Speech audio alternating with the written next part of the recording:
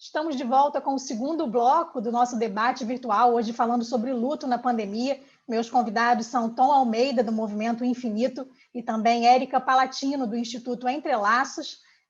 Vamos continuar falando aqui. Eu queria agora que a gente... Tom, você primeiro para a gente falar sobre o processo de desconstrução do luto, né? Desse tabu, na verdade, que existe em relação ao luto. A gente sabe que cada indivíduo reage de uma forma, né? É individual a reação de cada um em relação à morte. Mas existe alguma maneira de ajudar, em geral, as pessoas nesse momento? Não sei se você já comentou aí que falar sobre isso é importante, né? Então, o quão é importante tocar nesse assunto de luto e como isso pode ajudar as pessoas a atravessar esse período. Eu acho que no Infinito, a gente, como eu falei, a gente cria espaços para falar sobre todos esses tabus. E o luto também é um tabu. E ele é cheio de julgamentos. Então, acho que depois a Érica vai falar mais especificamente sobre isso, mas eu vou falar do aspecto mais de criar um espaço para isso, para tirar esse tabu, que é falar sobre a importância do tabu, reforçar que o tabu é um processo natural, todo mundo vive o tabu vive o luto, vive o tabu também, né? Mas vive o luto, que é o rompimento de um vínculo importante afetivo, que cada um vive à sua maneira, ele é totalmente individual, particular, que lembrar para as pessoas, para a gente olhar todos os nossos julgamentos, que existem muitos julgamentos a respeito do luto, de achar que a pessoa já está muito tempo em luto, ou ela está pouco tempo em luto, que ela não está agindo como deveria estar se comportando no luto. Então, acho que isso traz muito sofrimento. Existe muito sobre o luto não reconhecido. Então, o papel do Infinito é abrir espaço para que as pessoas honrem o seu luto. Antes, até poucos anos atrás, a gente tinha vários símbolos, né? As roupas e tudo mais, que as pessoas mostravam que elas estavam em luto. E hoje em dia, nessa rapidez da sociedade que a gente vive, é tudo muito rápido. Então, depois de 2 dias, eu já volto a trabalhar e já está tudo bem. E, na verdade, não está tudo bem.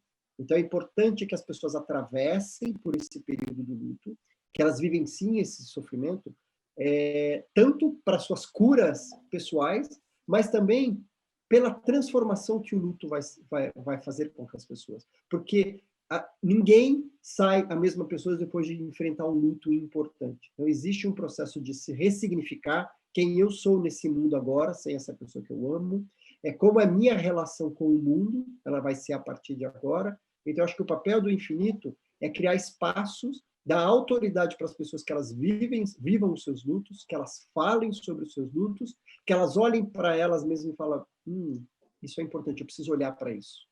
Honrar esse processo. Então, é esse caminho que a gente busca, de colocar luz nessa dor que a gente vive, ainda mais, e falar sobre os múltiplos lutos, o que a gente está vivendo, a gente está vivendo um luto coletivo.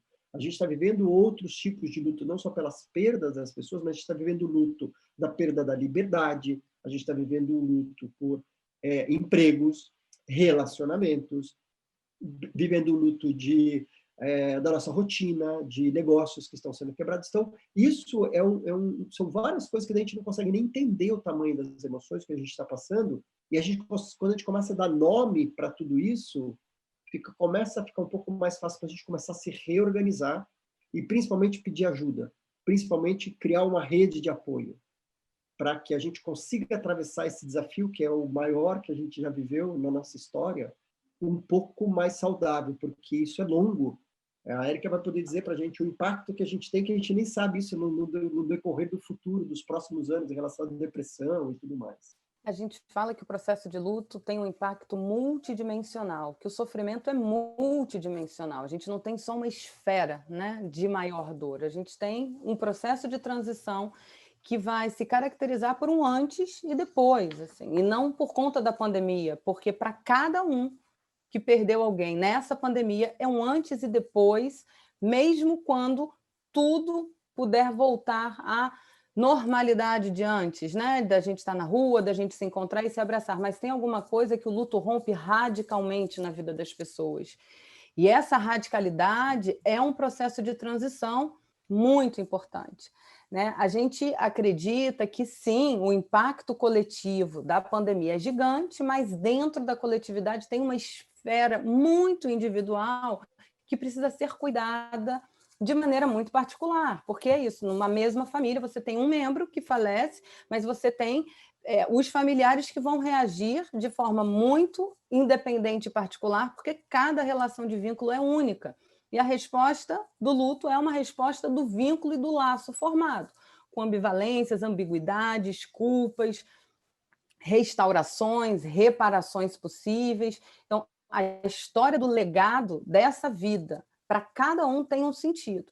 Agora, nessa esfera coletiva, sim, a nossa perda de segurança, a nossa ilusão de imortalidade, a nossa finitude nunca foi tão próxima como agora, né? A gente nunca viveu uma ameaça tão constante e absoluta, onde, nesse momento, todos somos pares possíveis da morte, né? Literalmente.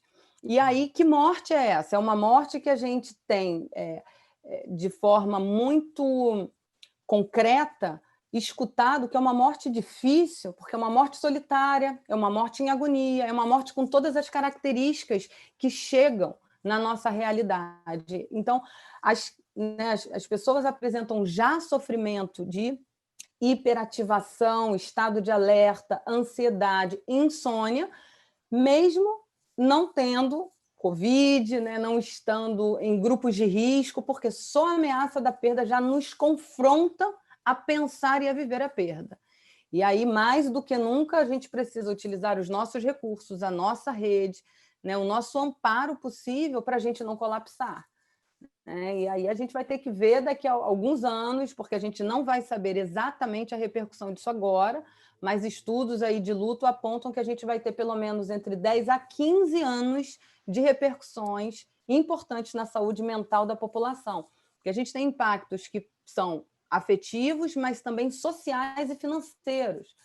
Se a gente tem hoje, né, pensar um dado importante, 20% das famílias têm idosos que são responsáveis pela renda e os idosos são o maior grupo de risco da pandemia, a gente tem um impacto social extremamente importante que vai também sobrepor a questão da perda, da ausência e da morte, do desaparecimento, né, do vínculo rompido. Mas socialmente, como que essa transição vai acontecer? Érica, você acredita num novo normal? Até que ponto essas mortes vão nos afetar no longo prazo ainda? Eu tenho muito cuidado com essa palavra novo normal e quem me ensinou esse cuidado são os próprios enlutados da Covid que dizem o novo normal não existe, porque nunca mais vai ser normal para mim. Eu não tenho um novo normal. Eu achei essa frase, nessa colocação tão importante, porque do que a gente está chamando de novo normal? A gente tem possibilidades e impossibilidades que a Covid traz. Alguma coisa que se estabelece nesse momento de laço, de solidariedade, dessa própria virtualização, porque uma vez que os rituais fúnebres voltem aos rituais clássicos, a gente vai ter que extinguir os rituais virtuais. Tem, né, cenários que a Covid nos ensinou dolorosamente. Né? E aí é um pouco isso, assim, toda crise é também oportunidade. Eu não estou aqui trazendo uma visão positivista, mas fato é que a oportunidade dessa criação possível de laços fraternos, né? De fato, de vizinhos, de amigos, né? Da própria família, e toda a tecnologia que mais do que nunca a gente está fazendo uso, trouxe alguma coisa nova e que eu acredito que permaneça. Né? E que deve permanecer, porque, de fato, né, trouxe mais afeto e possibilidade de rede. A rede virtual é uma rede real. Por isso que a gente tende a não usar a palavra isolamento social, mas distanciamento físico, porque socialmente estamos conectados, estamos nos apoiando, estamos encontrando o caminho. E isso é resposta de saúde. Né? Isso é a possibilidade que a gente tem para transformar o horror que a gente está vivendo. A tecnologia tem ajudado bastante nesse momento, né? A conectar as pessoas e nos manter próximos de alguma forma. Então, o cenário atual ele tem mexido bastante com essa questão dos rituais, né? Como tem sido fazer os rituais na pandemia, já que a gente não pode participar dos velórios? o quanto isso é importante em relação à tecnologia estar ajudando nesse momento também. Tem sido um grande aprendizado e até como a Érica colocou, não querendo ser positivista, mas com esse processo a gente tem ganho muitas coisas. Primeiro, acho que a falta está mostrando a importância dos rituais. A gente está entendendo o quanto, e acho que também está desenvolvendo um sentimento de empatia das pessoas, falam assim, como essa família deve estar sofrendo por não estar podendo participar dessa cerimônia. Então, acho que também tem isso de despertar na sociedade esse olhar para o outro, que eu acho que isso vai impactar positivamente nos próximos anos e tudo mais. E a cerimônia, né, de despedida, o velório, o enterro, ela tem uma importância muito grande na elaboração do luto, porque naquele momento ela traz concretude, então a pessoa entende que aquela pessoa realmente morreu, então ela vê ali todos os sinais, né? Ela tem um caixão, tem um corpo, tem as flores, tem tudo aquilo que eu começo a receber essa informação, tanto emocionalmente quanto cognitivamente, de aquilo que realmente aconteceu. Por mais doloroso que seja, é fundamental que isso aconteça para a pessoa começar a elaborar essa nova vida sem a pessoa. Além disso, tem um aspecto social, que é ali que ela vai receber o abraço das pessoas que ela ama, ela vai se sentir confortada, todo mundo vai estar compartilhando da mesma dor. Então, isso também é importante. É ali também que ela começa a acessar o legado que está ficando. Ela fala, bom, isso não vai embora, isso não morreu. As histórias, as lembranças, o que essa pessoa construiu, o que ela fez. Então, isso também ajuda nesse processo.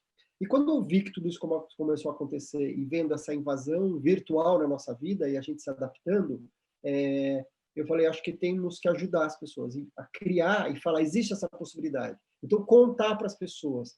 Você pode sair desse lugar de refém, que você foi furtado dessa oportunidade de fazer. Isso não aconteceu, mas existe isso. E é assim que faz. Então, a gente passa uma orientação de como as pessoas podem fazer, de como pensar na plataforma, nem todo mundo é familiarizado. E o que tem sido bonito desse processo daí, as pessoas podem fazer uma cerimônia totalmente personalizada. Então, sai daquele padrão estabelecido, que é aquilo tudo que as pessoas muitas vezes nem se identificam. Aqui é possível fazer uma coisa personalizada, trazer fotos, histórias. Como é que eu represento essa pessoa? Ela vai ser lembrada pelas receitas, então vamos falar das receitas, da comida. Ela é relembrada pelo time de futebol, é isso que a gente vai falar. É lembrada pelas piadas, então é trazer vida para essa celebração, para realmente colocar aqui. E o tempo é concentrado, então essa reunião vai ser 1 hora, 1h15, 40 minutos, as pessoas que vão estar ali vão estar totalmente presentes. Então não vai estar diluído num dia inteiro, então vai estar presente. Então tem emoção, tem conexão, possibilidade de pessoas participarem de outras cidades que provavelmente não poderiam participar, até de outros países, então isso é importante. É uma cerimônia que ela é atemporal, então ela pode ser feita nos 7 dias, 30 dias, ela pode ser feita algumas vezes. Então também isso traz essa possibilidade. Ela é uma cerimônia que pode ser gravada e também para o processo de elaboração, ainda mais com esse isolamento, esse distanciamento, a pessoa pode rever essa cerimônia. E as cerimônias que eu tenho tido a oportunidade de fazer, elas são verdadeiras declarações de amor. Então é bonito, é muito bonito de ver. Tem tristeza, mas tem alegria. A maior beleza são essas conexões que acontecem. Então a pessoa revendo é como olhar um álbum de fotos. Então isso também vai ajudando na elaboração. Então tem muita beleza, assim. Eu tenho me emocionado e recebido retornos bastante positivos das pessoas de falar, nossa, quanto que isso foi importante, quanto que isso impactou meu processo, quanto que isso ajudou. Então a gente e eu tenho ouvido, eu acho que isso segue, independente quando a gente voltar as coisas acontecerem normalmente, as pessoas poderem participar dos rituais, mas é um ritual diferente. Eu acho que ele agrega, ele acrescenta. Inclusive, por exemplo, de grupos diferentes. Então, assim, eu posso fazer um grupo de trabalho e fazer uma celebração do colega que morreu. Então, acho que isso também começa a trazer o assunto, honrar aquele luto em diferentes ambientes. Então, assim, aquele grupo de escola vai se reunir, independente da cerimônia formal única. Vão ter cerimônias individuais e sempre personalizadas. Então, eu acho isso muito importante. Que é a nova forma, né, de olhar, nova no sentido atual, de falar o nome da pessoa, que até muito tempo as pessoas não sabiam, né? Não quero falar, não quero... Não, vamos falar um nome, vamos falar sobre essa pessoa. Essa pessoa, ela continua existindo para esse enlutado. E é importante dar nome a isso, e honrar e criar espaço para as pessoas falem sobre isso. Então, tem sido muito bonito. Para encerrar, Érica, qual a sua perspectiva em relação ao futuro, né? Como vai ser o psicológico das pessoas e quanto vai estar afetado nesse pós-pandemia? Flávia, acho que é o maior desafio clínico, interventivo, de estruturação de cuidado que eu penso que a gente vive nos últimos 40, 50 anos. A gente participa de alguns treinamentos fora e um especificamente a gente fez com o grupo que trabalha com os enlutados do furacão Katrina, que aconteceu, imaginem, né, em 1995 e que ainda hoje tem repercussões muito importantes naquela esfera da cidade, das famílias, né, da reconstituição e refazimento das histórias de vida pelo luto. E aí é isso, a possibilidade da gente intervir precocemente para mitigar, né, para prevenir complicações, nesse momento, o que a gente pode fazer.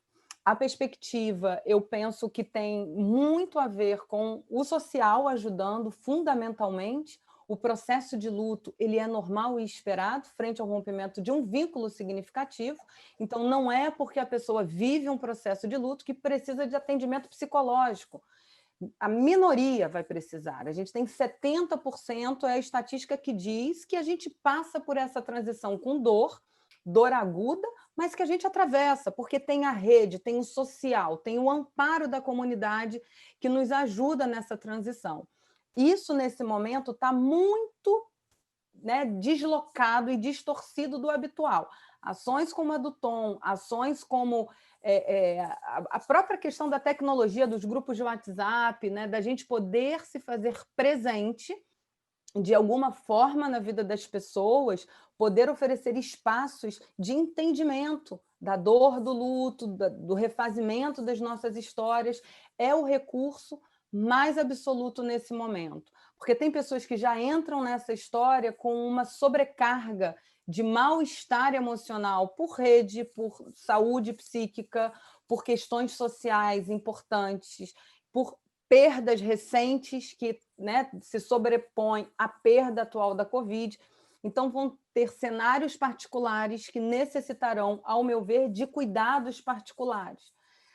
A perspectiva, eu acredito que se a gente tiver uma ação social de cuidado contínuo, que não pode parar, né? Porque é isso, o problema é quando essa história toda, a gente tem vacina, a gente entra nessa normalidade, que a gente pare de cuidar das pessoas que precisarão de cuidado continuado e a gente não sabe até quanto tempo. Então, que as ações que iniciaram agora de cuidado permaneçam, porque essa é uma situação de emergência que a gente não soube o momento que começou, né? Porque do nada a gente teve que ir para casa, a gente teve que fechar os nossos espaços de trabalho, as nossas comunidades religiosas, enfim, as nossas vidas, né, de um dia para o outro, fica na nossa casa, a gente se afasta dos nossos pais, enfim, idosos.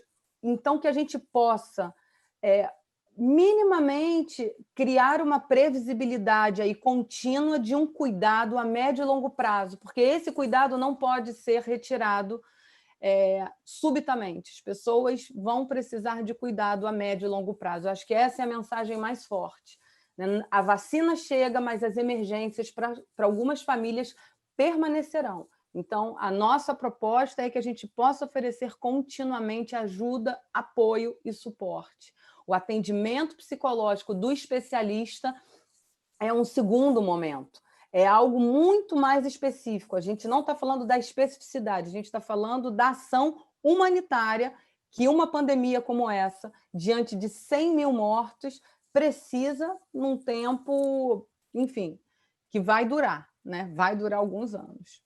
Muito obrigada pela participação de vocês, Tom e Érica. Muito obrigada pela oportunidade, um prazer. Obrigado pelo convite, obrigado por dar espaço para uma conversa tão importante. E se você quiser rever este programa ou acompanhar a programação da TV Alerj, é só acessar o nosso canal do YouTube ou então nos seguir pelas redes sociais. TV Alerj, o canal do povo.